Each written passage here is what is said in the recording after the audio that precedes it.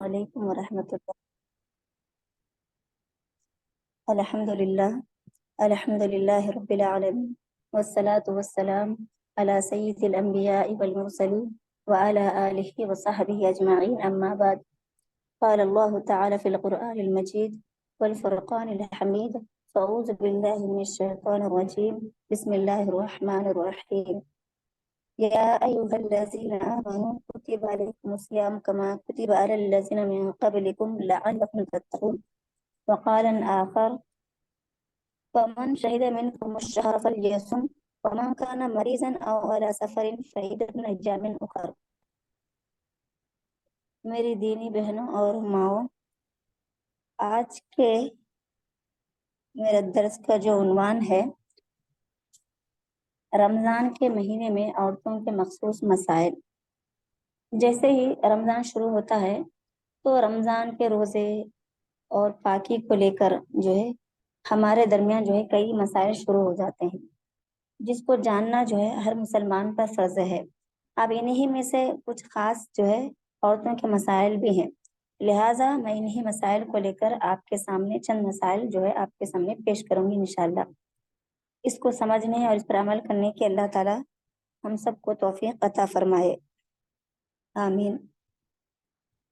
تو سب سے پہلا جو ہمارے درمیان مطلب کئی مسائل ہیں، ان میں سے ایک مسئلہ جو ہے ہمارے درمیان یہ ہے کہ اگر کوئی عورت طلوع فجر کے فوراً بعد پاک ہو جائے تو کیا وہ دیگر روزہ توڑنے والی چیزوں سے رکی رہے گی؟ اور کیا اس دن اس کا روزہ، اگر وہ روزہ رکھے تو کیا اس دن کا روزہ اس کا ہو جائے گا، یا ایسی یا اس کا روزہ نہ ہونے کی یا نہیں ہوگا، یا اس کو اس دن کے روزے کا جو ہے قضا اس پر لازم ہوگی؟ یہ ہے۔ تو جب عورت جو ہے جب طلوع فجر کے بعد پاک ہو جائے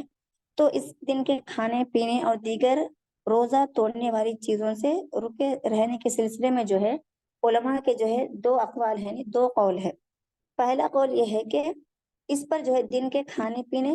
اور دیگر روزہ توڑنے والی چیزوں سے رکے رہنا ضروری ہے، یہ اس کا روزہ شمار نہیں ہوگا، بلکہ اس پر جو ہے اس دن کی قضا واجب ہوگی۔ دوسرا قول یہ ہے کہ اس دن کھانے پینے اور دیگر روزہ توڑنے والی چیزوں سے رکے رہنا ضروری نہیں ہے، اس لیے کہ دن کے ابتدائی حصے میں حائضہ ہونے کی وجہ سے اس کے لیے دن کا روزہ رکھنا صحیح نہیں ہے۔ جب روزہ ہی صحیح نہیں ہے تو پھر کھانے پینے سے رکے رہنے کا بھی کوئی فائدہ نہیں ہے، یہ ہے۔ اب اسی طرح ہمارے درمیان اور ایک سوال یہ ہے کہ کیا عورت فجر سے پہلے پاک ہو جائے اور غسل جو ہے فجر کے بعد کرے تو کیا ایسی صورت میں اس کا روزہ رکھنا ضروری ہے، یا اس کا روزہ ہو جائے گا اگر اس دن کا وہ روزہ رکھے اور اس پر نماز جو ہے نماز وہ ادا کرے؟ یہ بھی ہے۔ تو لوگوں کے درمیان اگر کوئی عورت مطلب حیض یا نفاس سے پاک ہو جائے، نفاس یعنی وہ عورت جو بچہ جننے کے بعد جسے خون آتا ہے اس کو نفاس کا خون بولتے ہیں یا نفاس والی عورت کہتے ہیں۔ تو حیض اور نفاس والی جو عورت ہے اگر فجر سے پہلے پاک ہو جائے لیکن غسل جو ہے وہ فجر کے بعد کرے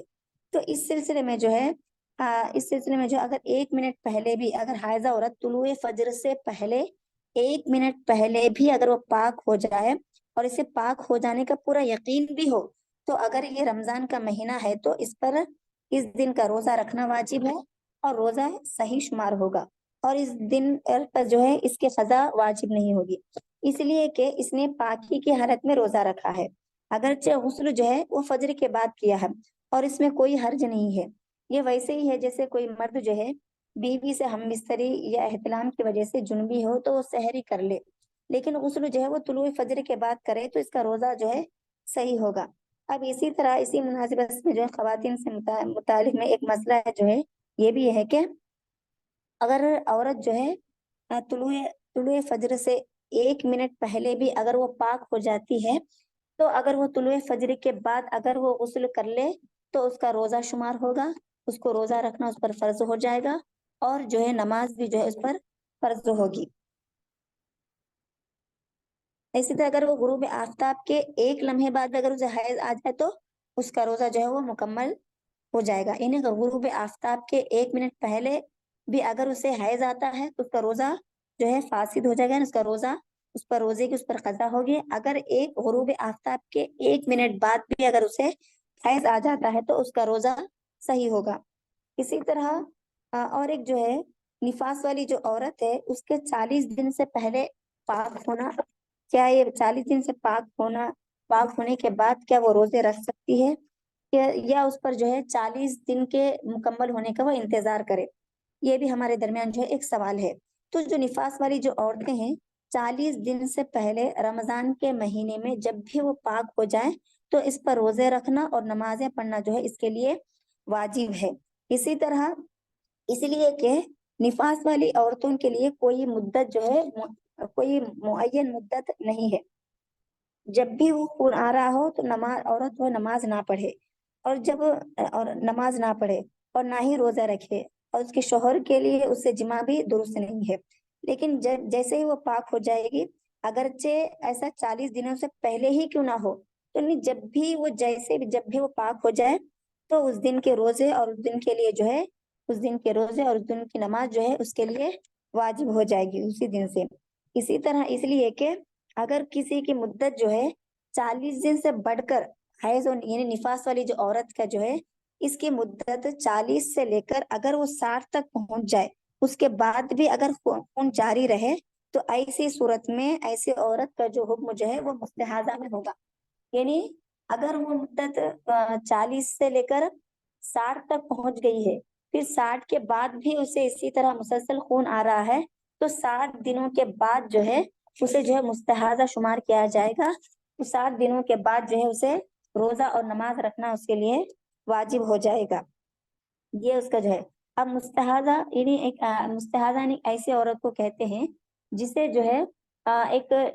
عورت کے شرمگاہ پر جو ہے ایک نس کے پھٹنے سے جو ہے ایک صاف خون جو ہے وہ رسنا شروع ہوتا ہے. تو اس خون کو جو ہے پاک شمار کیا گیا، یعنی پاک شمار کیا گیا ہے. اس کو جو ہے حیض اور نفاس کا خون میں شمار نہیں کیا گیا ہے. تو ایسی عورت جو ہے مستحاضہ والی جو عورت ہے اس کو جو ہے تمام یعنی استحاضہ کی حالت میں بھی جو ہے وہ نماز اور روزے جو ہے وہ برابر رکھے گی. اس کے لیے جو ہے روزے رکھنا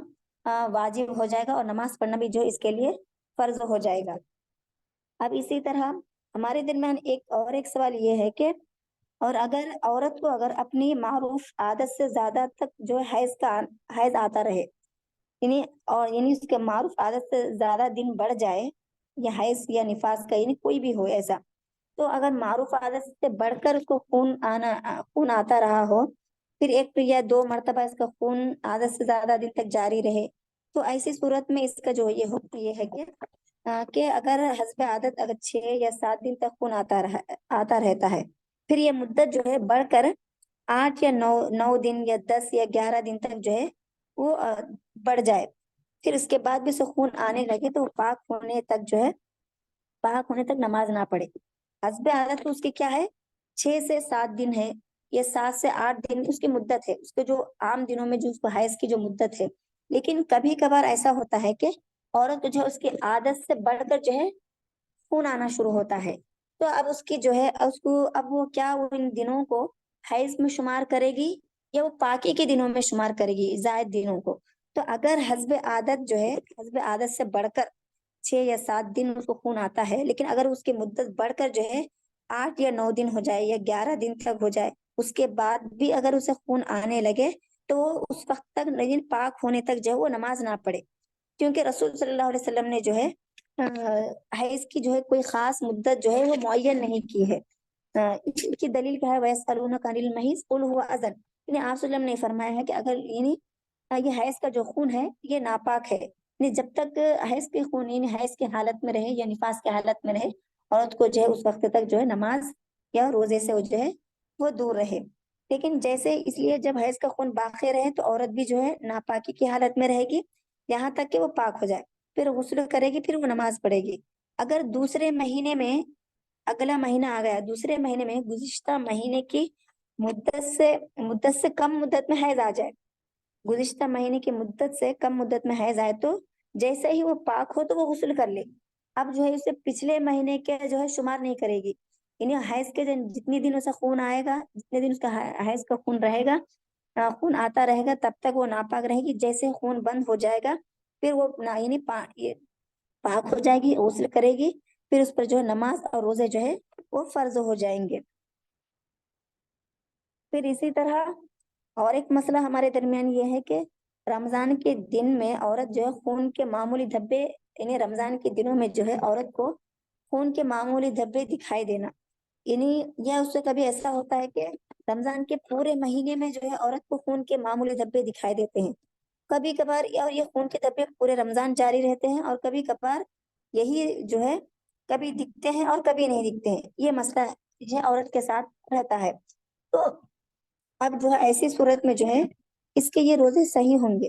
نہیں، اگر جو ہے اگر حیض کے دنوں کو جو ہے جتنے بھی دن اگر وہ پورا مہینہ رہتا ہے اور معمولی دھبے، خون کے معمولی دھبے اسے رمضان کے پورے مہینے میں دکھائی دیتے ہیں، تو ان دنوں میں جو ہے اس کا روزہ رکھنا جو ہے وہ صحیح ہوگا۔ لیکن البتہ یہ ہے کہ حیض کے دنوں کو، یعنی جب اس کو اپنے معروف دنوں کے مطابق جو ہے جتنے دن جو ہے حیض کے دن ہوتے ہیں، اس کو جو ہے اپنا اندازہ ہوتا ہے کہ یہ میرے حیض کے دن ہے، تو ان دنوں میں جو ہے جتنے بھی ان دنوں کو چھوڑ کر جو ہے بقیہ دنوں میں جو ہے وہ روزہ رکھ سکتی ہے، اور جو معروف جو دن ہے حیض کے جو معروف دن ہے ان دنوں میں وہ روزہ نہیں رکھے گی، باقی تمام دنوں میں جو ہے وہ روزہ رکھ سکتی ہے۔ کیونکہ یہ جو ہے یہ جو خون کے جو معمولی دھبے ہیں، یہ جو ہے حضرت علی سے جو ہے یہ بات منقول ہے کہ یہ جو دھبے جو ہے نکسیر کی طرح ہوتے ہیں، یہ حیض میں اس کا شمار نہیں ہوتا ہے۔ اسی طرح اب جو حائضہ جو عورت ہے یا نفسا یعنی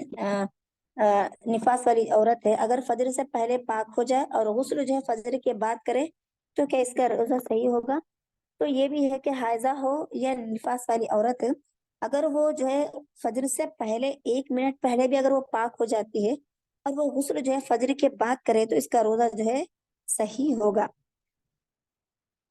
اس لیے کہ اللہ تعالیٰ نے قرآن مجید میں جو ہے ارشاد فرمایا کہ وَالْآنَ بَاشِرُوهُنَّ وَابْتَغُوا مَا كَتَبَ اللَّهُ لَكُمْ وَكُلُوا وَاشْرَبُوا حَتَّى يَتَبَيَّنَ لَكُمُ الْخَيْطُ الْأَبْيَضُ مِنَ الْخَيْطِ الْأَسْوَدِ مِنَ الْفَجْرِ، یعنی اب تمہیں جو ہے ان سے مباشرت کی اور اللہ تعالیٰ کی لکھی ہوئی چیز کو تلاش کرنے کی اجازت ہے۔ تم کھاتے پیتے رہو یہاں تک کہ صبح کا سفید دھاگا سیاہ دھاگے سے ظاہر ہو جائے۔ اب یہاں پر جو الخیط الابیض سے کیا ہے، سفید دھاگا سے مراد کیا ہے؟ صبح صادق مراد ہے۔ الخیط الاسود جو ہے یہاں پر سیاہ دھاگے سے مراد جو ہے یہاں پر رات مراد ہے۔ جب اللہ تعالیٰ نے طلوع فجر تک جو ہے طلوع فجر تک جب انسان کو جماع کی اجازت دی ہے، تو اس سے یہ بات لازم آتی ہے کہ غسل بھی جو ہے وہ طلوع فجر تک، طلوع فجر کے بعد ہوگا، یعنی جب طلوع فجر تک ایک انسان کو مطلب کھا پی سکتا ہے اور اس کو جماع کی اجازت ہے، تو ایسی صورت میں اس کا جو ہے اس کی طہارت کیا ہوگی؟ اس پاکی حاصل کرنے کا جو وقت ہے وہ جو ہے طلوع فجر کے بعد، یعنی طلوع فجر کے بعد شروع ہوتا ہے۔ اسی لیے اگر وہ طلوع فجر سے پہلے پاک ہوتی ہے اور طلوع فجر کے بعد اگر وہ حیض یا نفاس والی عورت جو ہے اگر پاکی حاصل کرتی ہے تو اس دن جو ہے اس کا روزہ، اس دن کا اس کا روزہ شمار ہوگا، وہ پاک یعنی وہ پاک ہو جائے گی، پاکی میں اس کا جو ہے شمار ہو جائے گا، اور اس دن پر جو ہے اس دن کا اس پر روزہ اور نماز جو ہے فرض ہو جائے گی۔ پھر اسی طرح عورت کا جو ہے عورت کا خون آنے یا اس سے پہلے ہونے والی تکلیف کو جو ہے عورت کو جو ہے محسوس کرنا، لیکن جو ہے خون جو ہے غروب آفتاب کے بعد آنا، یعنی عورت جو ہے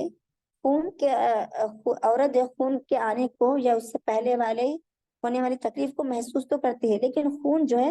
سورج ڈوبنے کے بعد آئے تو کیا ایسی صورت میں اس دن کا روزہ صحیح ہوگا؟ تو کیا پھر یا اس دن اس کو روزے کی قضا دینی ہوگی؟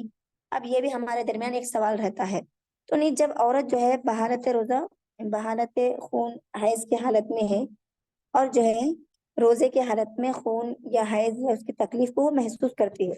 روزے کی حالت میں ہی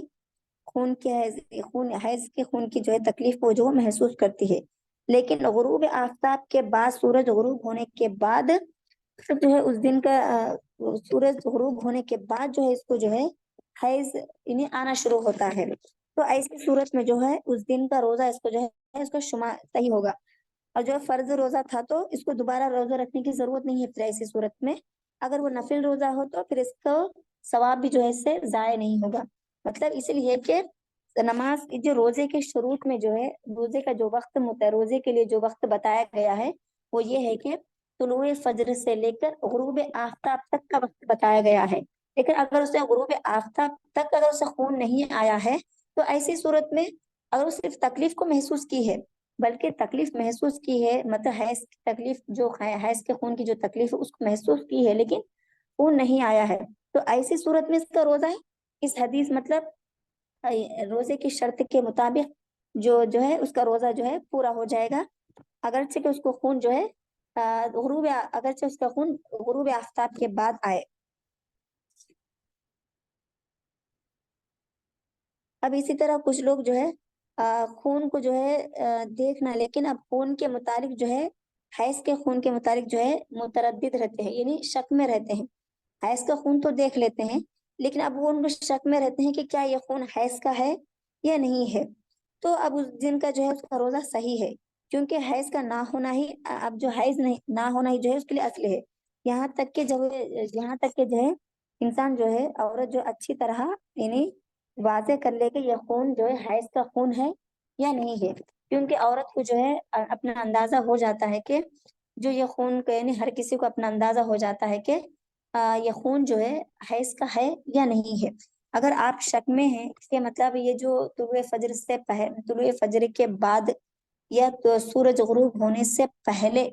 اگر آپ کو حیض یا نفاس کے یعنی حیض کا خون جاری ہو جائے، تو ایسی صورت میں آپ کو شک ہے تو آپ کو جو ہے اس شک کو جو ہے دور کرنا ہے، اس کو یقین میں بدلنا ہے۔ جب آپ کا یقین جو ہے جس پر بھی ٹک جائے گا، اسی حالت میں اگر آپ کو حیض کے خون کے متعلق یقین ہو جائے تو آپ کا روزہ جو ہے وہ نہیں ہوگا۔ اگر آپ کو یقین ہو جائے کہ یہ حیض کا خون نہیں ہے تو ایسی صورت میں جو ہے اس دن کا روزہ آپ کا صحیح ہو جائے گا، اس کو جو ہے دوبارہ اس کی قضا کرنے کی ضرورت نہیں ہے۔ اسی طرح جو ہے دن کے مختلف اوقات میں جو ہے خون کے معمولی دھبے یا نشانات جو ہے دکھائی دینا، یعنی مختلف اوقات میں ہمیشہ نہیں رہتے، دن کے کچھ مختلف اوقات میں اسے دکھائی دیتے ہیں، اور وہ دھبے جو ہے معمولی ہوتے ہیں، یہ کوئی یعنی چھوٹے چھوٹے نشانات ہوتے ہیں۔ تو ایسی صورت میں جو ہے عورت کا مطلب کیا کرے، کیا وہ ان دنوں میں، کیا ایسی صورت میں اس کا روزہ ہو جائے گا یا اسے اس روزوں کی قضا دینی ہوگی؟ تو اب یہ بھی یہی ہے کہ اگر آپ کو معمولی دھبے نشانات دکھائی دے رہے ہیں تو یہی میں اس کا جواب بھی دے چکی ہوں کہ اگر کوئی انسان مطلب اگر کوئی عورت جان لے کے مگر اگر یہ دن جو ہے اس کے جو معمولی دھبے اسے دکھائی دے رہے ہیں عورت کے جو حیض کی دنوں میں ہے، تو ایسی صورت میں اس کو حیض شمار کیا جائے گا۔ حیض کے دنوں کے علاوہ میں ہے تو ایسی صورت میں جو ہے اس کو حیض شمار نہیں ہوگا، اس دن کا روزہ اور اس کے جو ہے اور وہ اس کا اس دن کا روزہ بھی صحیح ہوگا، اور ایسی حالت میں اس کا روزہ رکھنا بھی جو ہے صحیح ہوگا، تمام دنوں میں اس کا روزہ رکھنا صحیح ہوگا۔ اب اسی طرح جو ہے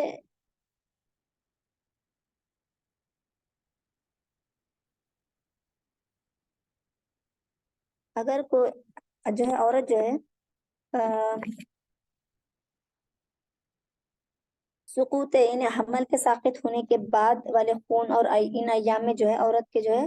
اب روزہ رکھنے کا جو ہے کیا حکم ہے؟ اب جو ہے جن خواتین کا جو ہے حمل ساقط ہو جاتا ہے تو وہ دو حالات سے خالی نہیں ہوتی، تو یا تو وہ سقوط حمل جو ہے جنین کی تخلیق سے پہلے ہوتا ہے، تو یا تو جنین کی تخلیق اور اس کی شکل و ڈھانچہ بننے کے بعد ہوتا ہے۔ تو عورت کو جس دن سقوط حمل ہوا یعنی حمل ساقط ہوا ہے، حمل گر گیا ہے، تو اس دن کا روزے کا کیا حکم ہے، یا ان ایام میں روزے کا کیا حکم ہے جن میں وہ خون دیکھتی ہے؟ تو اگر جنین کی تخلیق نہیں ہوئی اور یہ خون نفاس کا خون نہیں ہے تو ایسی عورت روزہ رکھے گی اور نمازیں بھی پڑھے گی اور اس کا روزہ صحیح ہوگا۔ اگر جنین کی تخلیق ہو چکی تھی تو یہ خون نفاس کا خون ہوگا اور ایسی حالت میں عورت کے لیے روزہ اور نماز درست نہیں ہے۔ اب علماء نے جو ہے جنین کی تخلیق کی جو ہے مدت جو ہے جو معین کی ہے وہ یہ ہے کہ وہ 81 دن سے پہلے جو ہے بچہ 81 دن سے پہلے جو ہے جنین کی جو ہے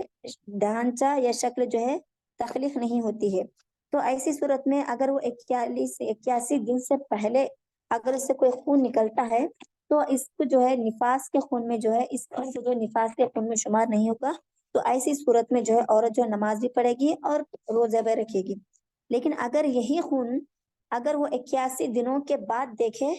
اور اس کا مطلب حمل ساقط ہو جائے، حمل ساقط ہو جائے اور اس کے دن جو ہے 81 دن کے بعد ہو، اور کچھ علماء نے کہا ہے کہ بچہ جو ہے جنین جو ہے ڈھانچہ اس وقت تک اپنا ڈھانچہ اختیار نہیں کرتا، اپنی شکل اختیار نہیں کرتا جب تک کہ 90 دن پورے نہ ہو جائے، 90 دن پورا نہ ہو جائے۔ تو علماء کے دو قول ہیں، جسے کچھ علماء نے کہا ہے کہ جنین کی جو شکل جو ظاہر ہوتی ہے وہ 81 دنوں کے بعد ہے، اور کچھ علماء نے کہا ہے کہ 90 ڈیز کے بعد ہے۔ تو جو بھی ہے تو دو بھی صحیح ہے۔ تو اس لحاظ سے اگر 81 دن سے پہلے ہے تو ایسی صورت میں جو ہے عورت کو جو ہے وہ حیض کا خون یعنی وہ نفاس کا خون شمار نہیں ہوگا۔ اگر 81 دنوں کے بعد ہے تو 81 دنوں کے بعد اگر اس کا حمل ساقط ہوا ہے، حمل گر گیا ہے، تو ایسی صورت میں اس خون کو جو ہے نفاس کے خون میں شمار کیا جائے گا۔ اگر 81 دن سے پہلے ہے تو اس کو نفاس کے خون میں شمار نہیں ہوگا، ایسی صورت میں وہ روزے بھی رکھ سکتی ہے اور نماز بھی وہ ادا کرے گی۔ اسی طرح کچھ لوگوں کو جو ہے حمل والی جو کچھ عورتیں ایسی رہتی ہیں جسے ماہ رمضان میں جو ہے خون دکھائی دیتا ہے، یعنی رمضان کے حمل یعنی حالت حمل میں ہوتی ہے، لیکن وہ رمضان کے مہینے میں بھی جو ہے اسے خون نظر آتا ہے۔ اب اسی طرح اس لیے کہ بعض عورتوں کا معاملہ ایسا ہوتا ہے کہ ان لوگوں کو جو ہے حمل ٹھہرنے کے بعد بھی جو ہے ہر ماہ جو ہے ایک عام عورت کی طرح ایک عام عورت جو حمل والی نہیں ہے ان کی طرح جو ہے انہیں بھی جو ہے ہر ماہ جو ہے انہیں حیض کا خون آتا ہے، انہیں ہر ماہ حیض کا خون آتا ہے۔ تو ایسی صورت میں جو ہے یعنی حمل کا جو ہے اس پر کوئی اثر نہیں ہوتا، یعنی بقیہ دنوں میں بھی جو ہے وہ جو ہے حمل ٹھہرنے کے بعد بھی جو ہے اسے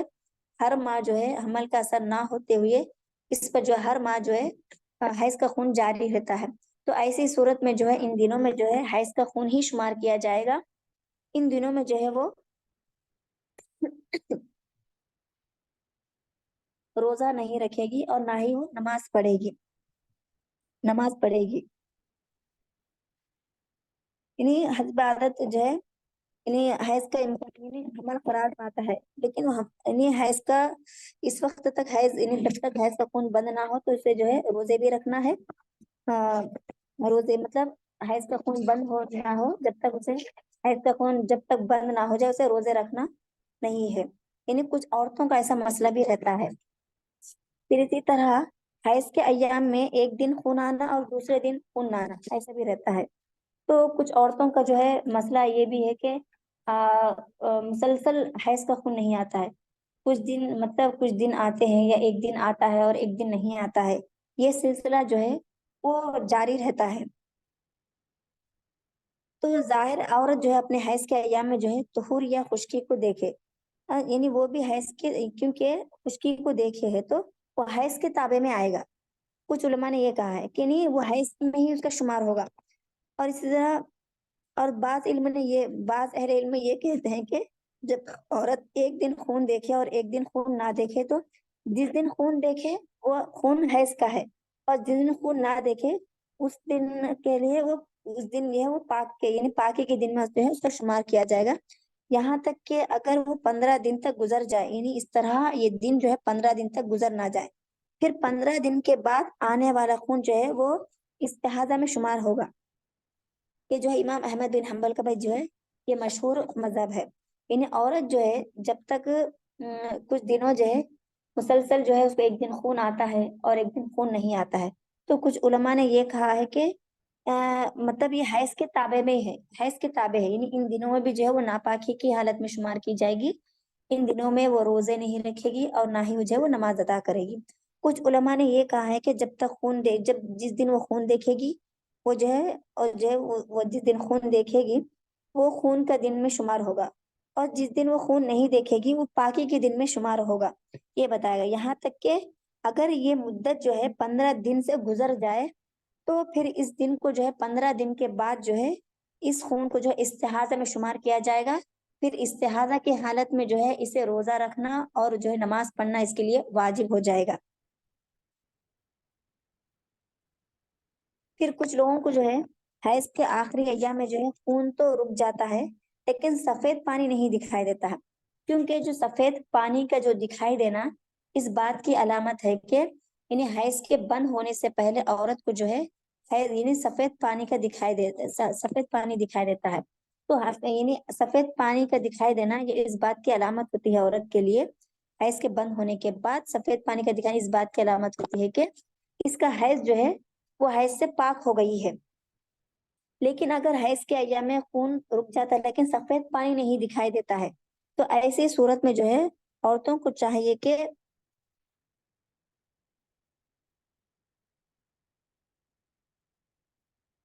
تو وہ روزہ نہ رکھے، ایسے دنوں میں جو ہے وہ روزہ نہ رکھے جب تک کہ اسے سفید پانی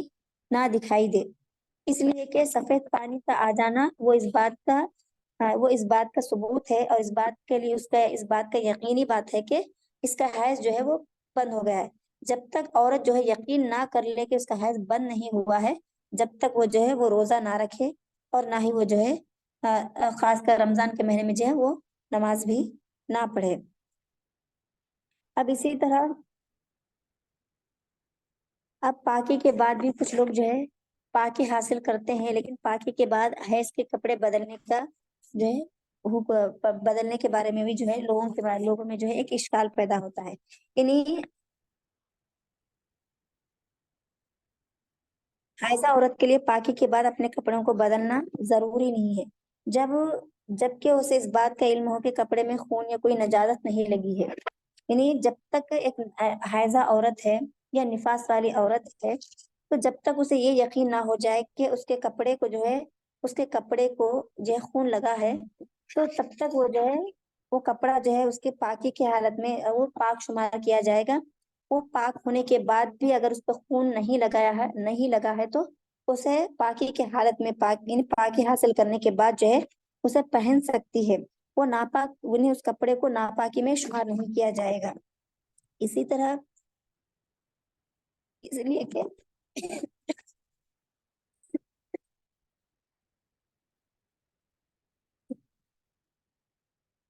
حیض جو ہے وہ جسم کو ناپاک حیض جو جسم کو ناپاک نہیں کرتا بلکہ وہ صرف ان چیزوں کو ناپاک کرتا ہے جن میں یہ خون لگ جاتا ہے۔ اسی لیے نبی کریم صلی اللہ علیہ وسلم نے عورتوں کو حکم دیا کرتے تھے کہ جب ان کے کپڑوں میں جو ہے حیض کا خون لگ جائے تو اسے دھل کر جو ہے اسی میں جو ہے وہ نماز پڑھ لے، یہ ہے۔ تو اس بات سے ہمیں یہ معلوم ہوتا ہے کہ جب تک ہمیں یہ یقین نہ ہو جائے کہ ہمیں ہمارے کپڑوں میں جو ہے ناپا یعنی خون کے دھبے نہیں لگے ہیں تو تب تک جو ہے وہ کپڑا جو ہے پاک ہی رہے گا، اس لیے کہ حیض کو ناپاک قرار دیا گیا ہے حیض کو ناپاک قرار دیا گیا ہے، اس چیز کو ناپاک نہیں قرار دیا گیا ہے۔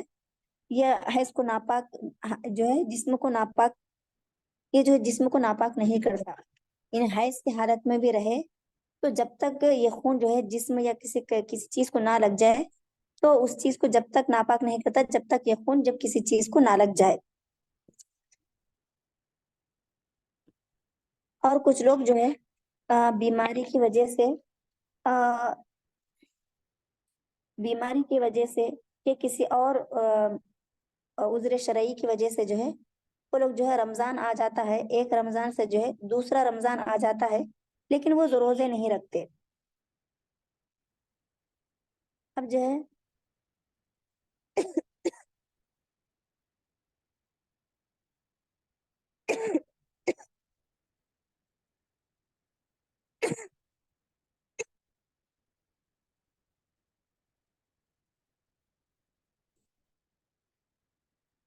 یعنی بغیر یعنی عذر کسی شرعی عذر کی وجہ سے یا بیماری کی وجہ سے دوسرے رمضان آنے تک جو ہے وہ گزشتہ رمضان کے روزے چھوٹے ہوئے روزوں کی روزوں قضا نہیں کر سکتے۔ تو اگر عورت جو ہے واقعی بیمار تھی اور فوت شدہ روزوں کی قضا کی طاقت نہیں رکھتی تھی تو اس نے جو ہے جب بھی وہ فوت شدہ روزوں کی قضا کی طاقت ہو وہ انہیں رکھ لے، اگرچہ کہ دوسرا رمضان کیوں نہ آ جائے، کیونکہ وہ معذور ہے، اگر وہ معذور نہ ہو بس بہانے اور سستی کر رہی ہے تو ایسی صورت میں عورت کے لیے فوت شدہ روزوں کی قضا میں تاخیر اس حد تک جائز نہیں ہے کہ دوسرا رمضان آ جائے، اس لیے کہ حضرت عائشہ فرماتی ہیں کہ میرے ذمے جو ہے رمضان کے روزے باقی رہتے تھے اور میں شعبان ہی میں جو ہے ان کی قضا کر پاتی تھی، اس لیے جو ہے عورت کو جو ہے اس حالت پر جو ہے غور کرنا چاہیے کہ اگر اس پر اگر کوئی معقول عذر نہیں ہے، کوئی عذر بغیر شرعی عذر کے، اور جو ہے کوئی معقول عذر کے بنا پر جو ہے معقول عذر کے بغیر جو ہے وہ جو روزے کو چھوڑتی ہے تو وہ گنہگار ہوگی، اور جو ہے ایسی صورت میں جو ہے بارگاہ میں جو ہے وہ اللہ تعالیٰ سے توبہ بھی کرے، اور اس کے جو ذمے جو روزے ہیں وہ اس کی قضا بھی کرے، اور جتنا جلد ہو سکے وہ ان روزوں کی قضا کر سکے۔ اگر وہ واقعی میں معذور ہے تو روزوں کی قضا میں سال 2 سال کی تاخیر کرنے میں بھی جو ہے وہ کوئی حرج نہیں ہے۔ اگر وہ معذور تھی تو سال یا 2 سال ہو جائے تب بھی اس پر کوئی حرج نہیں ہے، لیکن اگر وہ معذور نہیں ہے، اگر وہ معذور نہیں ہے، بغیر کسی شرعی عذر کے یا بغیر کسی عذر کے بنا پر اگر وہ ایسا کرتی ہے، سستی یا کاہلی کی وجہ سے ایسا کرتی ہے، تو ایسی صورت میں یہ گنہگار ہوگی، اور اس پر جو ہے اسے اپنی اس گناہ کی جو ہے اللہ تعالیٰ کے دربار میں اسے توبہ بھی کرنا ہے، اور جو ہے اس پر ان روزوں کی قضا بھی جو ہے اس پر واجب ہو جائے گی۔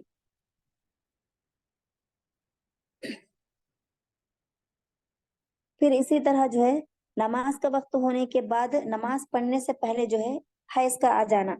اب جو ہے نماز کا وقت تو داخل ہو گیا ہے، لیکن اس نے جو ہے نماز کے وقت داخل ہو گیا ہے اور اسی وقت میں جو ہے آ، اور نماز پڑھنے سے پہلے ہی جو ہے اسے خون مطلب حیض کا خون آ جاتا ہے، تو ایسی صورت میں یا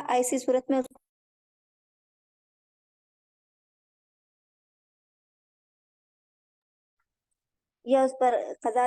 یہ اس کی نماز کی قضا اس پر واجب ہے،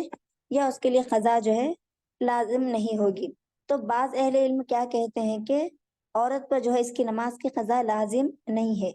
اس لیے کہ اس نے کوتاہی نہیں کی ہے اور نہ ہی کوئی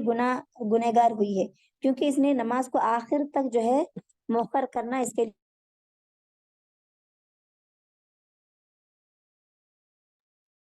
لیے جائز تھا۔ اور کچھ ماں یہ کہتے ہیں کہ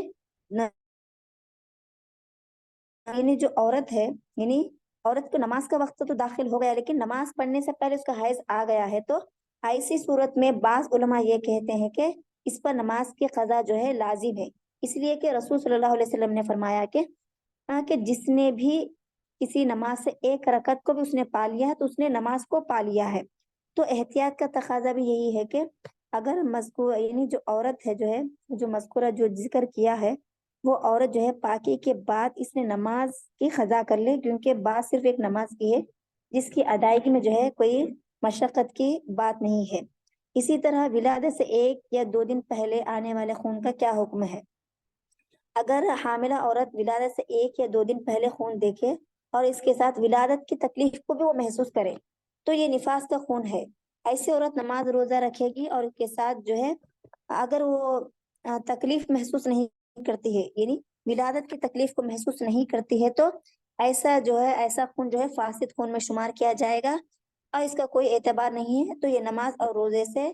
کوئی چیز اسے روک نہیں سکتی ہے۔ یعنی اگر وہ 1 یا 2 دن ولادت سے 1 یا 2 دن پہلے خون دیکھتی ہے، اور اسے دیکھے اور وہ اس تکلیف کو بھی محسوس کرتی ہے جو ولادت کی تکلیف ہے، تو ایسی صورت میں یہ خون جو ہے وہ نفاس کے خون میں شمار ہوگا۔ لیکن اگر عورت جو ہے 1 یا 2 دن پہلے نفاس کے خون یعنی خون کو تو دیکھتی ہے لیکن وہ جو ہے ولادت کی تکلیف کو محسوس نہیں کرتی ہے، تو ایسا خون جو ہے فاسد خون میں شمار ہوگا۔ اس کے لیے جو نماز اور روزے ہے جو ہے اس کے لیے کوئی نماز اور روزے کے لیے کوئی بھی چیز اس کے لیے مانے نہیں ہوگی۔ اسی طرح کچھ لوگ جو ہے روزہ رکھنے کے لیے یا اپنے روزوں کو مکمل کرنے کے لیے جو ہے حیض کو روکنے والی دواؤں کا جو ہے وہ استعمال کرتے ہیں، تو اس بارے میں جو ہے کیا حکم ہے، یہ بھی ہمارے درمیان جو ہے ایک سوال ہے۔ تو لوگ جو ہے یہ جو ڈاکٹروں کے ذریعے جو ہے یہ بات تو ثابت ہے کہ ان گولیوں کے استعمال سے یعنی حیض کو روکنے والی گولیوں کے استعمال سے جو ہے انسان کو جو ہے عورتوں کو جو ہے بہت سارے نقصانات ہے، اس لیے کہ اللہ تعالیٰ نے جو ہے کہ عورت کو یہ جو چیز اللہ تعالیٰ نے جو رکھی ہے، حیض یا نفاس کا جو نظام اللہ تعالیٰ نے عورتوں کے ساتھ جوڑ کے رکھا ہے، یہ نظام ایسا ہے کہ اللہ تعالیٰ نے آدم کی بیٹیوں پر جو ہے اس کو اللہ تعالیٰ نے لکھ دیا ہے،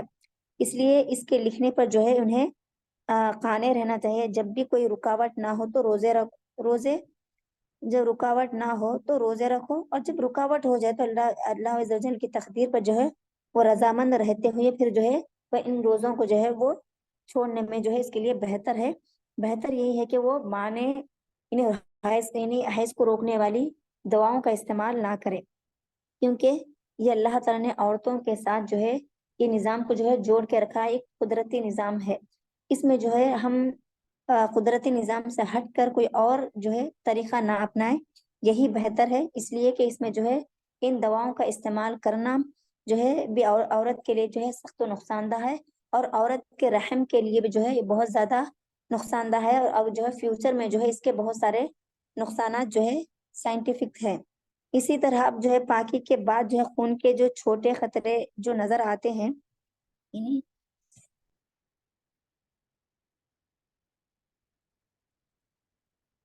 इन्हें अगर खून के छोटे मतलब खून के जो छोटे पाकी के बाद जो है औरत जो है छोटे छोटे खून के जो खतरे जो है उसे नजर आते हैं। तो अगर ये खून जो है ये पाकी के बाद जो है अगर औरत जो है गदला पानी या जर्दी रंग का जो माइल जर्दी माइल जो होता है उस पानी को वो देख ले या खून का खतरा या रुतूबत उसको नजर आए, तो ये सबब ना तो हैज है और ना ही ये औरत के लिए रोजा व नमाज और उसके शोहर के लिए इसे जिमा से मना है, क्योंकि ये हैज नहीं है। उम्मे अतिया रजी अल्लाह अन्हा कहती हैं, उनकी हदीस उम्मे अतिया रजी अल्लाह, ये बुखारी की रिवायत है, उसमें है कि हम जो है पाकी के बाद जो है जर्दी माइल या मलिया में पानी का कुछ एतबार नहीं करती थी। यानी औरत हैज के बाद यानी निफास या पाकी के बाद हैज या निफास कोई भी हो, हैज या निफास वाली जो औरत है पाकी हासिल करने के बाद और उसे यकीन हो जाए कि उसने जो है पाकी हासिल कर लिया है, उसके बाद वो जो है मलिया में पानी या गदला रंग का पानी को जो है वो देखती है। तो और जो है और उसका यकीनी मतलब हैज बंद हो गया है, ये इसके अलावा हैज के बंद होने की या निफास के खून के बंद होने की अलामत क्या है कि वो आखिर में जो है वो जो है सफेदी को देखती है। यानी खून का बंद हो जाना, खून के बंद हो जाने के बाद फिर वो जो है सफेदी को देखती है। तो ये इस बात का यकीनी है कि इसका जो है जो है वो हैज से पाक हो गई है या निफास से पाक हो गई है। उसके बाद भी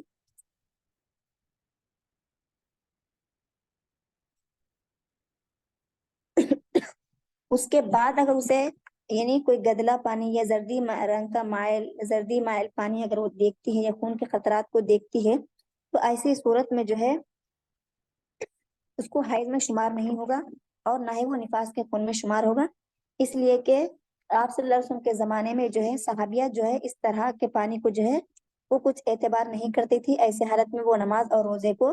जो है वो जारी रखा करती थी।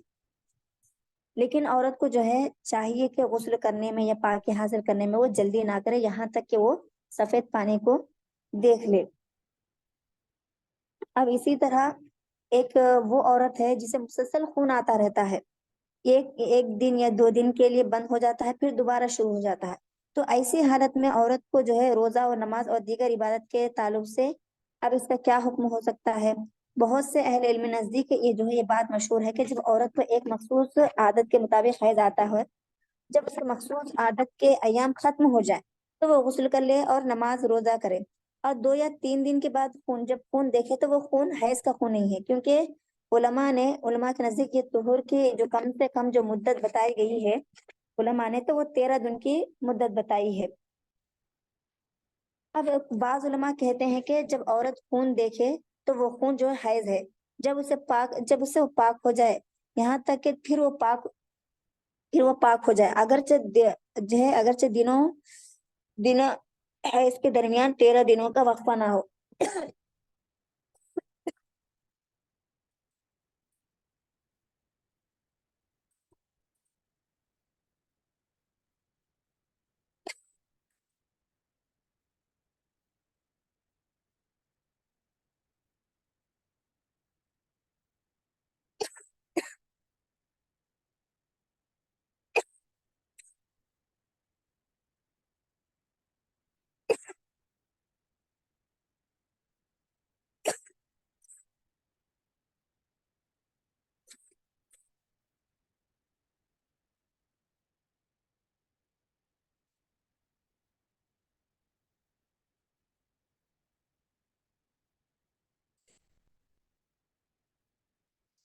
تو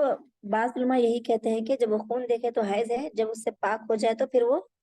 پاکی یعنی پاکی کی حالت میں وہ شمار کیا جائے گی، یہاں تک کہ حیض اور اس کے پاکی کے دنوں میں جو ہے 13 دن کا وقفہ نہ ہو جائے۔ پھر اسی طرح کیا عورت روزے کے حالت میں کھانے پینے کی کوئی چیز چکھ سکتی ہے؟ تو ضرورت پڑنے پر ایسا کرنے میں بھی کوئی حرج نہیں ہے، کیونکہ البتہ یہ ہے کہ جب وہ کوئی چیز چکھے تو اس کو فوراً جو ہے اس کے فوراً بعد جو ہے وہ تھوک دے، تاکہ وہ حلق سے نیچے نہ اترے۔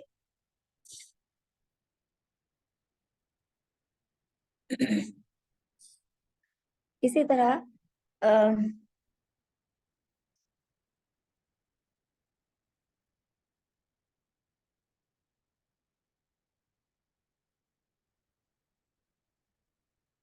نماز کا وقت ہو گیا ہے،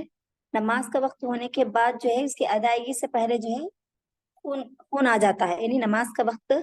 ہونے کے بعد اس کی ادائیگی سے پہلے خون آ جاتا ہے۔ کبھی کبھار ایسا ہوتا ہے کہ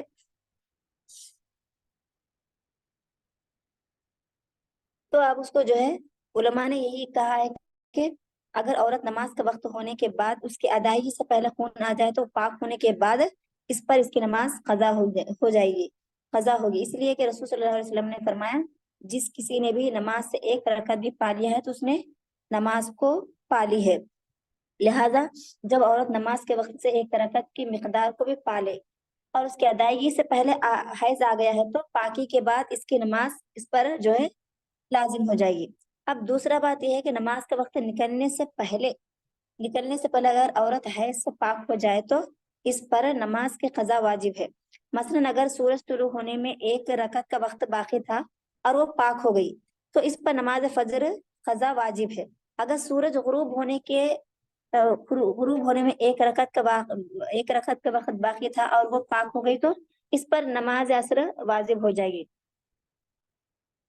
اور اسی طرح اگر نصف شب ہونے میں ایک رکعت کا وقت باقی تھا اور وہ پاک ہو گئی تو اس پر نماز عشاء بھی جو ہے نماز عشاء کی قضا بھی جو ہے اس پر واجب ہو گئی۔ اگر نصف شب کے بعد پاک ہوئی تو اس پر عشاء کی نماز واجب نہیں ہے، بلکہ وقت ہونے پر جو ہے اس پر نماز فرض یا واجب ہوتی ہے، اس لیے کہ اللہ تعالیٰ نے جو ہے قرآن مجید میں کیا فرمایا، ان الصلاۃ کانت علی المؤمنین کتابا موقوتا، یعنی تم پر جو ہے نماز کا وقت اس وقت فرض ہے جب تم پر وہ وقت جو ہے واجب ہو جائے، یعنی متعینہ وقت پر جو ہے تمہارے لیے نماز واجب ہوتی ہے۔ اب اسی طرح کسی عورت کو جو ہے نماز کے دوران حیض آ جاتا ہے، تو نماز کے دوران اگر کسی عورت کو حیض آ جاتا ہے تو ایسی صورت میں جو ہے تو ایسی صورت میں جو ہے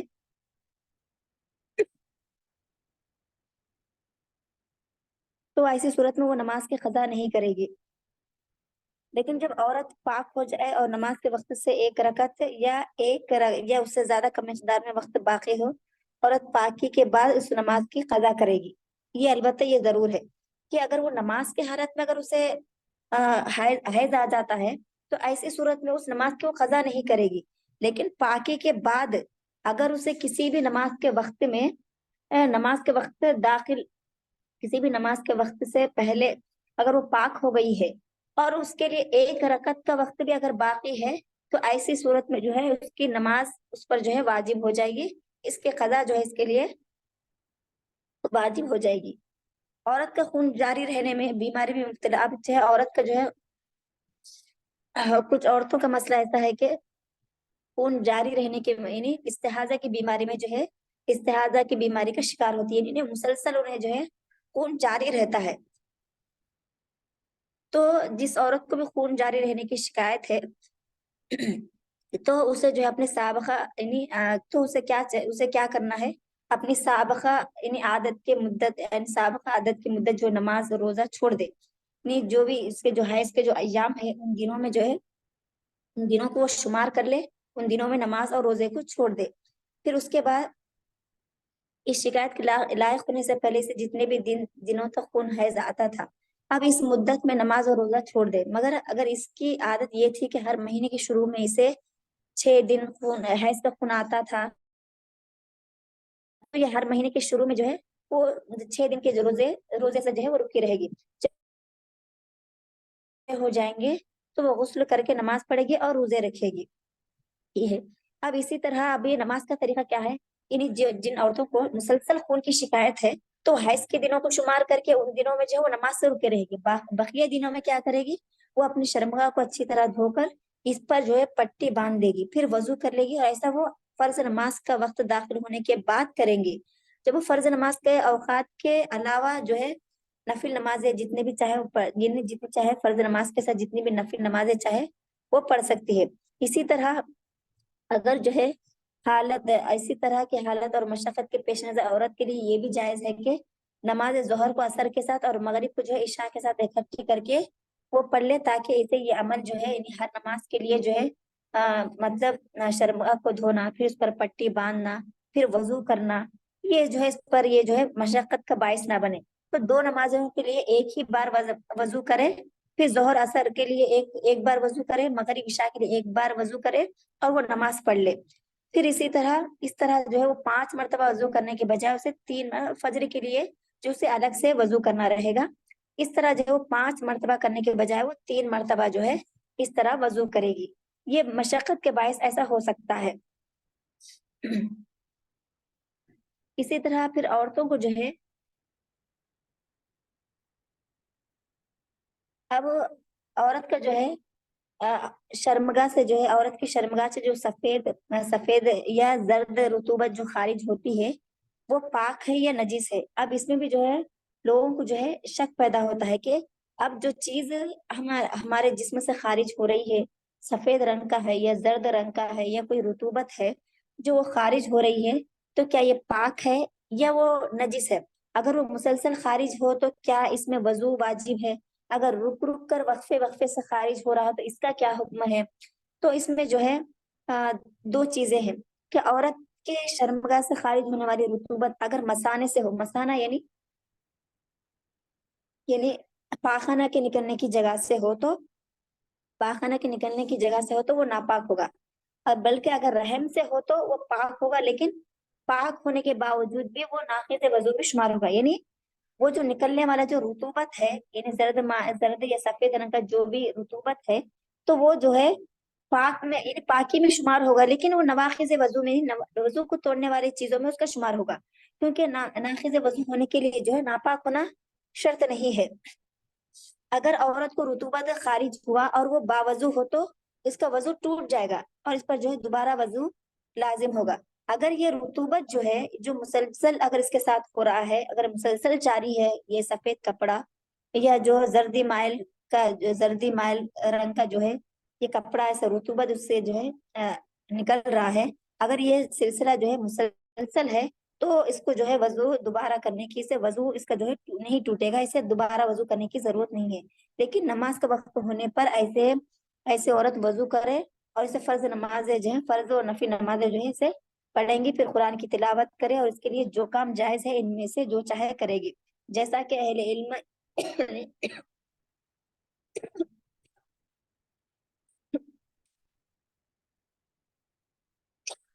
अहले इल्म ने जो है इस बारे में यही बात कही है कि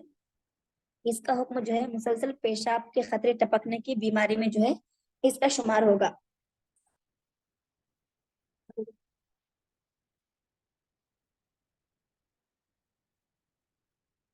अगर ये रुतूबत जो है रुक रुक कर वक्फे वक्फे से आ रही हो तो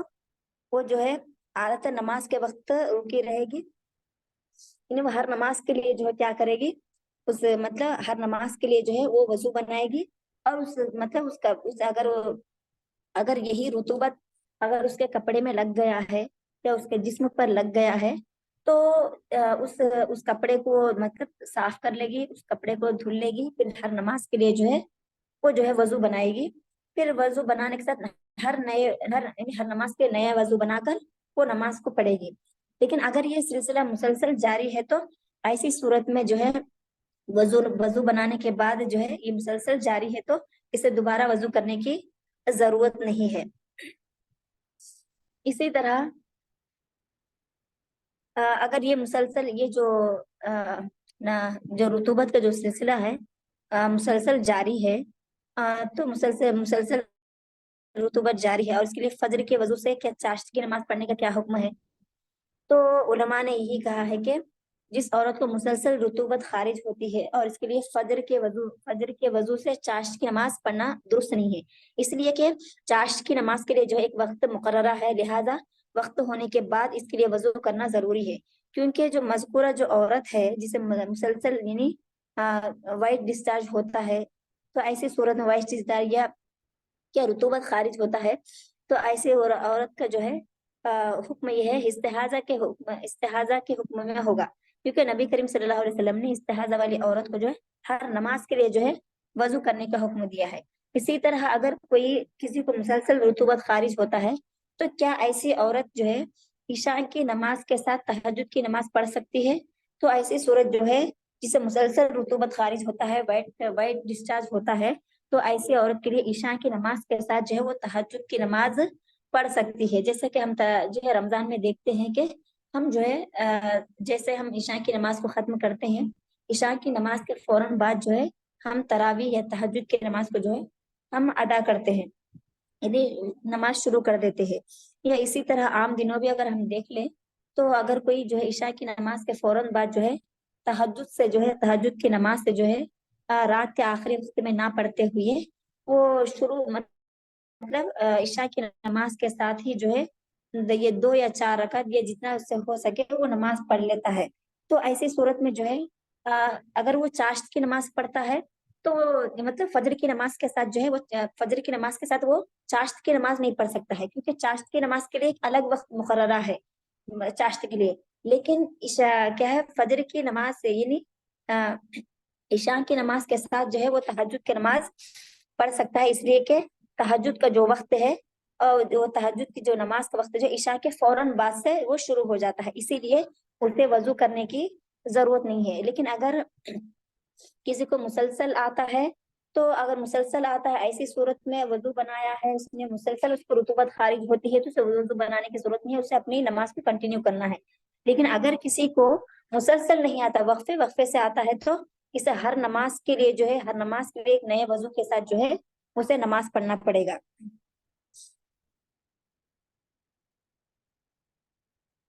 اب اسی طرح ہمارے درمیان جو ہے یہ بات یہ بھی ہے کہ اب نماز عشاء کے وقت کے بارے میں بھی جو ہے لوگ جو ہے اختلاف کا شکار ہوتے ہیں، تو نماز عشاء کا جو آخری وقت ہے وہ آدھی رات تک ہے، یعنی آدھی رات یہ ہے کہ آپ غروب آفتاب سے لے کر جو ہے طلوع فجر تک جو ہے آپ وقت کو 2 حصوں میں بانٹ دیں، آدھا حصہ جو طلوع فجر یعنی رات کا جو پہلا آدھا حصہ ہے اس کے آخری اختتام پر جو ہے نماز عشاء کو جو ہے وہ ختم کرنا ہے، یہ جو ہے نماز عشاء کو آخری وقت تک جو ہے پڑھ سکتے ہیں، آدھے وقت تک، اور اس کے بعد سے جو ہے دوسرا جو آخری حصہ ہے آدھا حصہ ہے یہ جو ہے نماز کے لیے نماز فجر اور جو ہے یہ تہجد کے لیے حاجز وقت مانا جاتا ہے، یعنی یہ نماز عشاء کا وقت مانا نہیں جاتا ہے، تو نماز عشاء کا جو وقت ہے وہ آدھی رات تک ہے، آدھی رات کے بعد جو ہے وہ جو ہے کیا ہے تہجد کا وقت شمار ہوتا ہے، اور یہ عشاء کی نماز عشاء میں جو ہے وقت میں جو ہے شمار نہیں ہوگا۔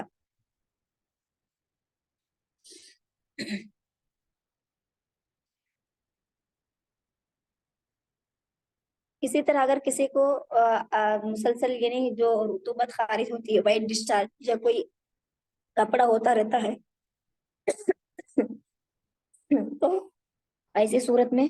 اس کو جو ہے کپڑے پر یا جسم کے جس حصے پہ بھی لگا ہے اس حصے کو اسے پاک کر لے، اور جو ہے وہ عام وضو کی طرح جو ہے وہ وضو کر لے، اسے پورے جسم کو دھونا ضروری نہیں ہے۔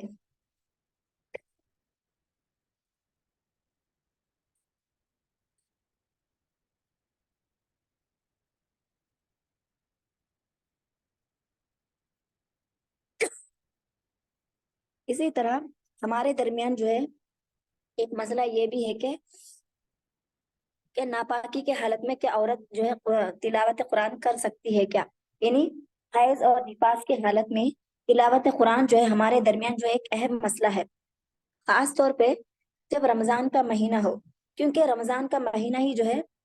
شہر القرآن، یعنی رمضان کا مہینہ جو ہے قرآن کا مہینہ ہے، اور جو ہے قرآن کو جو ہے قرآن کی تلاوت کو جو ہے ذکر میں جو ہے سب سے افضل ذکر قرار دیا ہے، افضل ذکر قرار دیا گیا ہے۔ تو کیا ایسی صورت میں، اور اسی میں جو ہے رمضان ہی کے مہینے میں ایک ایسی رات ہے جس میں جو ہے ہر عبادت کا جو ثواب ہے وہ جو ہے کئی گنا یعنی ایک رات کی عبادت کا جو ثواب ہے یا اس کو جو 1000 رات کی عبادت سے افضل قرار دیا گیا ہے۔ اگر عورت جو ہے حیض و نفاس والی عورت کو جو ہے اگر تلاوت قرآن سے روک دیا جائے تو اسے جو ہے رمضان میں جو ہے اسے ایک عظیم عبادت سے جو ہے وہ محروم ہو جائے گی۔ اسی طرح اگر یہی دن، اگر اسے یہی حیض کے یا نفاس کے دن جو ہے اور اسے تاخراتوں میں یا شب قدر میں کیا ہے شب قدر میں آ جائے تو شب قدر کے دن میں جو ہے وہ ایک عظیم عبادت سے جو ہے وہ محروم ہو جائے گی۔ اور دیگر تو ان دنوں میں جو ہے اب عورتوں کے کیا ان دنوں میں خواتین کو جو ہے ناپاکی کی حالت میں تلاوت قرآن اور اس کے ذریعے بے شمار اجر و ثواب کا جو حصول حاصل ہوتا ہے، تو اس کی وجہ سے اس عظیم عمل کو حرام قرار دیا جائے گا، یا وہ رمضان کی حالت میں جو ہے یعنی رمضان میں جو ہے وہ تلاوت قرآن کر سکتی ہے۔ اس مسئلے میں اگر ہم جائزہ لیں تو اس بات پر جو ہے یہ بات سامنے آتی ہے کہ اس سلسلے میں کئی لوگوں کے لیے کئی آ رہا ہے، کئی اقوال ہے اس بارے میں۔ اس حال میں کہ قرآن کی تلاوت جائز نہ ہونا اتنا مشہور قول ہو گیا ہے کہ اس کے علاوہ دوسرے اخبار پر جو ہے دوسرے جو قول ہے لوگ جو ہے وہ سخت حیرت، دوسرا قول پیش کرنے پر جو ہے لوگ جو ہے سخت حیرت اور تعجب کا اظہار کرتے ہیں۔ حالانکہ اس سلسلے میں دیگر اخبار میں قول یہ بھی ہے کہ بغیر کسی شرط کے قرآن کریم کی تلاوت کا جواز بھی ہے، یعنی عدم جواز کے لیے جو جائز نہ ہونے کے سلسلے میں عام طور پر جو دلیل دی جاتی ہے وہ یہ ہے کہ جس طرح مرد حالت جنابت میں تلاوت نہیں کر سکتا اسی طرح عورت بھی جو ہے حیض و نفاس کی حالت میں تلاوت نہیں کر سکتی۔ لیکن اگر غور کیا جائے تو دونوں صورتوں میں فرق یہ ہے کہ مرد جو ہے ناپاکی اور مرد کی جو ناپاکی اور جو جنابت کے جو وقت ہے، جو مدت ہے، وہ طویل وقت تک نہیں ہوتی، وہ غسل کرتے ہی وہ پاک ہو سکتا ہے۔ جبکہ عورت کی جو ناپاکی، جو حیض و نفاس کی جو صورت ہے، جو مدت ہے، وہ کئی دنوں تک جو ہے وہ مشتمل رہتی ہے، کئی دنوں تک وہ جاری رہتا ہے۔ اب جسے عورت جو ہے چاہتے ہوئے بھی جو ہے اس حالت سے وہ باہر نہیں آ سکتی، چاہتے ہوئے بھی جو ہے وہ پاک نہیں ہو سکتی، اس کے اختیار میں نہیں ہے۔ اب جو لوگ یہ کہتے ہیں کہ یعنی عورت جو ہے یعنی ان حالت میں یعنی حیض اور نفاس کی حالت میں وہ قرآن کو نہیں پڑھ سکتی، جو یہ کہتے ہیں تو ان لوگوں کی دلیل کیا ہے کہ ترمذی کی اس روایت سے جو وہ اس دلیل پکڑتے ہیں جس میں عورت کو اور جنوبی مرد کو جو ہے تلاوت قرآن سے منع کیا گیا، لیکن وہ روایت جو ہے جو منع جس میں یعنی جنوبی عورت کو یعنی جنوبی مرد کو اور جو ہے حائضہ عورت کو جو منع کیا گیا ہے وہ جو روایت ہے وہ صحیح نہیں ہے، وہ ضعیف روایت ہے، اور کسی صحیح دلیل کے بغیر جو ہے کسی بھی عمل کو جو ہے دوسرے سے یعنی سرے سے ہی ناجائز قرار دینا جو ہے یہ مناسب بھی نہیں ہے۔ اگر خاص طور پر جب اس سلسلے میں دیگر معتبر علماء اور جلیل القدر ائمہ کے اخبار بھی موجود ہیں، کیونکہ اس سلسلے میں جو ہے قرآن جو دلیل پیش کرتا ہے کہ لا یمسہ الا المطہرون، تو جس میں جو ہے حقیقت میں یہ ہے کہ ایک جس میں یہ بات بیان کی گئی ہے کہ لوح محفوظ میں جو قرآن کریم کو صرف وہ ایک پاک فرشتے ہی محسوس کر سکتے ہیں، پاک فرشتے ہی جو ہے اس کو چھو سکتے ہیں۔ تو یہاں پر جو ہے اللہ تعالیٰ نے یہاں پر انسانوں کو مراد نہیں لیا ہے، بلکہ لا یمسہ الا المطہرون، یعنی اسے پاک لوگ ہی چھو سکتے ہیں۔ اس سے مراد جو ہے یہ ہے کہ لوح محفوظ میں جو ہے قرآن کو صرف پاک فرشتے ہی اس کو چھو سکتے ہیں۔ تو یعنی اس آیت سے ممانعت یعنی جو منع تلاوت کی ممانعت کا جو حکم ہے وہ قطعی طور پر نہیں ہے، قطعی طور پر صریح نہیں ہے، بلکہ کسی چیز کے جائز یا ناجائز اس کے حرام ہونے کے لیے جو ہے ناجائز ہونے کے لیے یا حرام ہونے کے لیے صریح دلیل کا یا صحیح دلیل سے اس کا ثبوت ہونا بھی بہت ضروری چیز ہے۔ اب جو ہے ہم جتنے بھی یعنی جو شکلیں ہم نے دیکھی ہے اس سے ہمیں یہ بات معلوم ہوتی ہے کہ عورت ناپاکی کی حالت میں جو ہے قرآن کی تلاوت کے جو عدم یعنی جائز نہ ہونے کے جو لوگ قائل ہیں ان کے پاس کوئی دلیل صحیح نہیں ہے، یعنی کوئی صحیح دلیل ان کے پاس نہیں ہے۔ اس لیے کہ اس سلسلے میں دوسرے قول پر اگر ہم غور کریں تو غور کرنے میں یہ بات ہمیں سامنے آتی ہے کہ خواتین کے لیے ناپاکی کی حالت میں قرآن کی تلاوت جو ہے جائز ہے ناپاکی کی حالت میں، اس لیے کہ بغیر دلیل کے اسے حرام قرار دینا یہ درست نہیں ہو سکتا۔ اور اس وجہ سے بھی ہے کہ اس قول کے ماننے والوں میں جو ہے امام ابن تیمیہ، اور عصر حاضر میں جو ہے شیخ ابن باز، شیخ عثیمین اور بہت سے دیگر جلیل القدر اور معتبر علماء جو ہے اس بارے میں یعنی شامل ہے۔ لہٰذا ماہ رمضان کے اس آخری عشرے میں اور خاص طور پر شب قدر کی راتوں میں خواتین کو جو ہے تلاوت قرآن کریم کے ذریعے اجر ثواب حاصل کرنے اور اللہ کے تقرب کی اجازت دینے میں جو ہے کوئی حرج نہیں ہے۔ سے جو ہے یہی معلوم ہوتا ہے کہ جو ہے جتنے بھی ہم نے دلیلیں دیکھی ہیں لا یمسہ الا المطہرون، ہمارے درمیان اتنا بات یعنی اتنا مشہور ہو گیا ہے لوگوں کے درمیان کے یہی کہ اگر کوئی یہ کہتا ہے کہ نہیں حائضہ اور نفاس والی عورت اگر قرآن مجید کی تلاوت کر سکتی ہے تو لوگ جو ہے بہت تعجب کا یعنی تعجب کرتے ہیں، یعنی اس بات کو جو ہے مانتے نہیں ہیں، بہت تعجب کا اظہار کرتے ہیں، حیرت میں پڑ جاتے ہیں۔ تو ان لوگوں کو جو دلیل یہی ہے کہ جو روایت ان کے سامنے جو پیش کی جاتی ہے، دلیل پیش کی جاتی ہے کہ یعنی کہ مطلب جنبی اور جو ہے حیض و نفاس والی عورت جو ہے وہ قرآن کو جو ہے قرآن اور نماز یعنی نماز سے وہ رکے رہے، تو جنبی اور قرآن کی تلاوت سے جو یہ جو ہے دلیل پیش کی گئی ہے وہ جو ہے وہ ضعیف روایت ہے۔ اسی طرح جو لا یمسہ الا المطہرون جو بتایا گیا ہے کہ صرف پاک لوگ ہی چھو سکتے ہیں، تو اس میں یہ بتایا گیا ہے کہ اس سے مراد فرشتے ہیں۔ اس میں یہ بتایا ہے کہ لوح محفوظ میں پاک فرشتے ہی جو ہے اس کو چھوتے ہیں، تو اس سے مراد یہی ہے کہ اللہ تعالیٰ نے جو ہے عورتوں کو صرف دو چیزوں سے جو ہے منع کیا گیا ہے، یعنی اسے صرف ایک نماز سے روکا ہے اور ایک روزے سے روکا ہے۔ اب اس کے لیے قرآن کی تلاوت سے روکا ہے، اس کے بارے میں کوئی صریح دلیل جو ہے قرآن اور حدیث سے کہیں پر بھی ثابت نہیں ہے۔ جب تک ہمیں صحیح دلیل ہمیں نہ ملے تو ہم اس کو جو ہے ہم اس کو حرام قرار نہیں دے سکتے کہ ہم قرآن کی تلاوت نہیں کر سکتے۔ اب اسی طرح اب جو ہمارے درمیان اگر ہم قرآن کی تلاوت ہمیں قرآن کی تلاوت کرنا ہے تو اس میں جو ہے کچھ آداب کا بھی ہم جو ہے لحاظ کر سکتے ہیں، جیسے کہ آداب کا کیا لحاظ کر سکتے ہیں، جیسے کہ آپ قرآن کی تلاوت کر رہے ہیں تو تلاوت قرآن کے درمیان جو ہے آپ کو جو ہے دستانے وغیرہ کا آپ استعمال کر سکتے ہیں، کیسی صورت میں جب آپ قرآن کو مصحف کی شکل میں لے۔ لیکن اگر حیض والی عورت جو ہے زبان قرآن کی تلاوت کرے تو کوئی مسئلہ نہیں ہے۔ اسی طرح الیکٹرانک ڈیوائس جو ہے یعنی جیسے موبائل وغیرہ سے بھی اگر وہ تلاوت کرے تو کوئی مسئلہ نہیں ہے، ایسی صورت میں اسے کوئی دستانے وغیرہ پہننے کی بھی ضرورت نہیں ہے۔ لیکن اگر وہ مصحف کے ذریعے اگر مصحف ہاتھ میں لے کر وہ تلاوت کرے تو وہ دستانے وغیرہ کا یا کسی چیز کا جو ہے وہ سہارا لے کر جو ہے وہ قرآن مجید کی وہ تلاوت کر سکتی ہے۔ اسی طرح اگر قرآن جو ہے بعض حیض والی عورتوں کو جو ہے قرآن کے متعلق کئی کام ہو سکتے ہیں، جیسے کہ عورت جو ہے قرآن آیت لکھ سکتی ہے، بچوں کو ناظرہ پڑھا سکتی ہے، قرآن کی تجوید پڑھا سکتی ہے، درس قرآن تفسیر دینا، یا کسی کو اٹھا کر مصحف دینا پڑے تو وہ صفائی کے وقت یہ قرآن مجید کو ایک جگہ سے دوسری جگہ رکھنا ہے، تو یہ تمام کام جو ہے حائضہ عورت یا نفاس والی عورت جو ہے کر سکتی ہے۔ اگر اسے اگر اسے جو ادب کا خیال ہو تو وہ جو ہے مصحف کو ہاتھ میں لینے سے پہلے وہ دستانے کا وہ استعمال آرام سے وہ کر سکتے، دستانے کا استعمال کرتے ہیں وہ آرام سے جو ہے قرآن مجید کو وہ چھو سکتی ہے۔ یہ حیض اب جو ہے اسی طرح حیض کی حالت میں آیت سجدے کی تلاوت بھی وہ کر سکتی ہے، کیونکہ سجدے تلاوت کر سکتی ہے، اور سجدے تلاوت کے لیے جو ہے طہارت شرط نہیں ہے۔ نیز اب یہ بھی معلوم ہے کہ سجدے تلاوت جو ہے ہمیں یہ بھی معلوم ہے کہ سجدے تلاوت جو ہے یہ واجب نہیں ہے، اگر کوئی اسے چھوڑتا ہے تو یہ گنہگار بھی نہیں ہوگا، یعنی اگر قرآن کی تلاوت کے درمیان سجدے تلاوت آتا ہے تو وہ چھوڑ بھی سکتی ہے اور اس کو سجدے تلاوت بھی کر سکتی ہے، اس لیے کہ سجدے تلاوت کے لیے پاکی بھی شرط نہیں ہے۔ اب اسی طرح جو ہے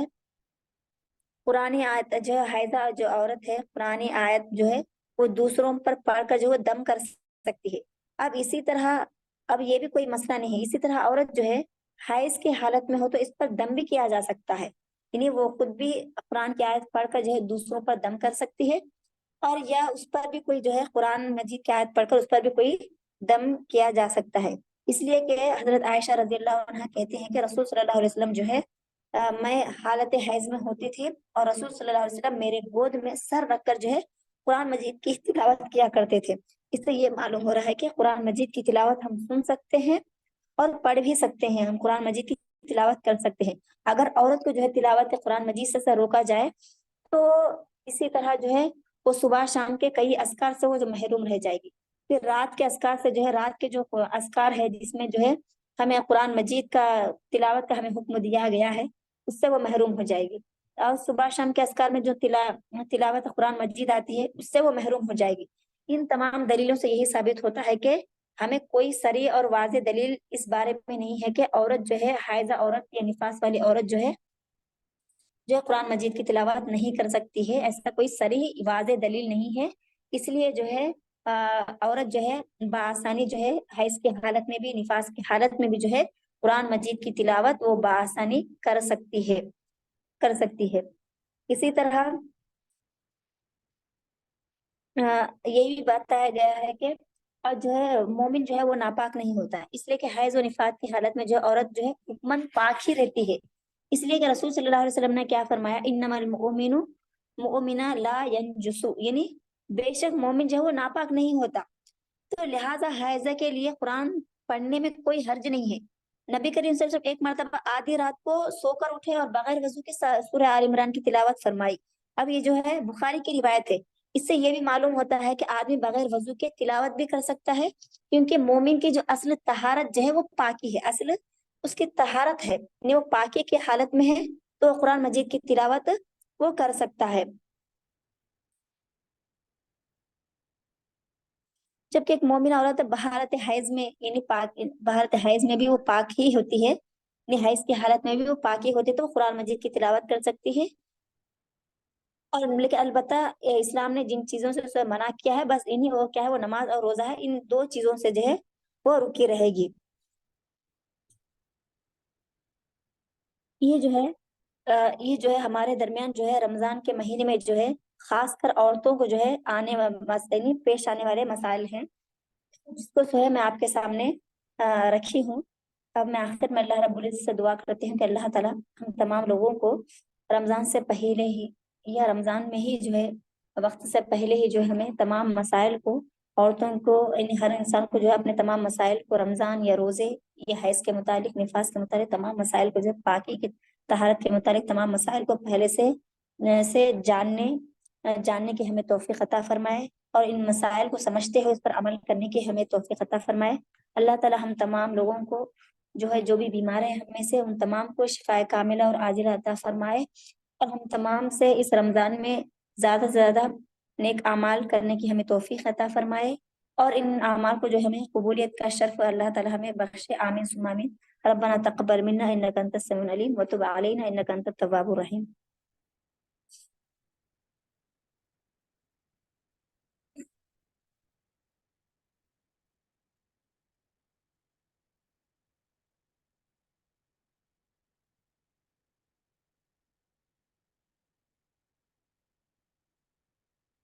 کسی کا کچھ سوال ہے تو پوچھ لیجئے،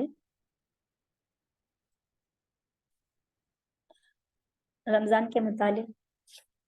روزے کے متعلق کچھ بھی اگر مسائل ہے تو پوچھ سکتے ہیں۔ السلام علیکم۔ وعلیکم السلام ورحمۃ اللہ وبرکاتہ۔ جی وہ ایکچولی میرا کچھ ہیلتھ کا ٹریٹمنٹ کی وجہ سے میں روزہ نہیں رکھ سک رہی، تو میرے لیے کفارہ کیا ہے؟ نہیں، اس کا کفارہ نہیں ہے، اس کو روزہ رکھنا جو ہے ہم پر جو ہے واجب ہے، کیونکہ روزہ رکھنے کے لیے جو ہے روزے کی قضا کے لیے چھوڑنے کے لیے واجب ہے کہ وہ کوئی بیمار ہو، یا کوئی ایسی بیماری ہو جس کے علاج ناممکن ہے، یعنی وہ ہمیشہ بیمار ہی رہے گا، اب اس کا کوئی علاج نہیں ہے، اب اس کا جو یہ بیماری ہمیشہ رہے گی، تو ایسی صورت میں جو ہے وہ کفارہ دے سکتا ہے۔ لیکن اگر کوئی ایسی بیماری ہے جس کے شفا یابی کی امید ہے، تو آپ کو جو ہے 1 سال بعد کیوں نہ ہو، 2 سال بعد کیوں نہ ہو، لیکن آپ کو اس پر جو ہے قضا لازم ہوگی، جی، کیونکہ یہ جو ہے بیماری کی قضا رہنے کی علت تو نیت ہے انشاءاللہ، ہے۔ روزہ قضا تو رہنا ہے، اس کے ہاں علاوہ قضا، جیسے ایک مسکین کو کھلانا ہے، ہاں نہیں، اس ایسا میں جو کچھ؟ ہے علماء کے 2 قول ہیں۔ ایک کہتا ہے کہ اگر وہ ایک رمضان آنے سے پہلے، ایک رمضان آ گیا پھر بھی وہ جو ہے دوسرے رمضان آنے سے پہلے وہ روزے قضا نہیں کر سکے، تو اگلے رمضان میں جو ہے روزے کی قضا کے ساتھ جو ہے وہ کفارہ ادا کرے گی۔ کچھ علماء کہتے ہیں کہ کفارہ نہیں، اسے کفارہ دینا ضروری نہیں ہے، بس روزے کی قضا ہی اس کے لیے کافی ہے، یہ بتایا گیا ہے۔ البتہ اس میں اہم بات یہی ہے کہ اگر کوئی ایسی بیماری نہیں ہے جس کی شفا یابی کی امید نہ ہو، ایسا نہیں ہے، تو شفا یابی کی امید ہے تو وہ جو ہے 1-2 سال بعد ہی کیوں نہ وہ روزے کی قضا کرے گی. اچھا اب میرے لیے قضا کی بات ہے. ہاں قضا ہی رہے گا. نہیں اگر آپ پھر بھی قضا کے ساتھ 1-2 سال مطلب ایک رمضان گزر گیا دوسرا رمضان آیا ہے پھر آپ کفارہ بھی دینا چاہتے تو انہیں ایک سا انہیں نصف سا جو ہے ایک مسکین کو آپ کھانا کھلا سکتے ہیں قضا کے ساتھ ساتھ ہر روزے کے بدلے میں. جی جزاک اللہ خیر. ٹھیک جزاک آمین.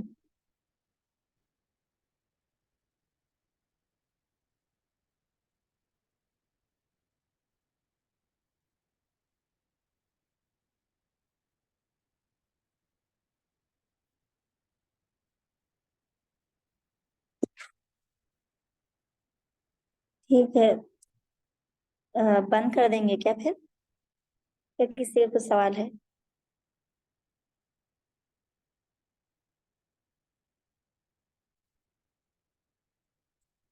ٹھیک ہے پھر بند کر دیتے ہیں کسی کو کچھ سوال نہیں ہے تو. السلام علیکم ورحمۃ اللہ وبرکاتہ.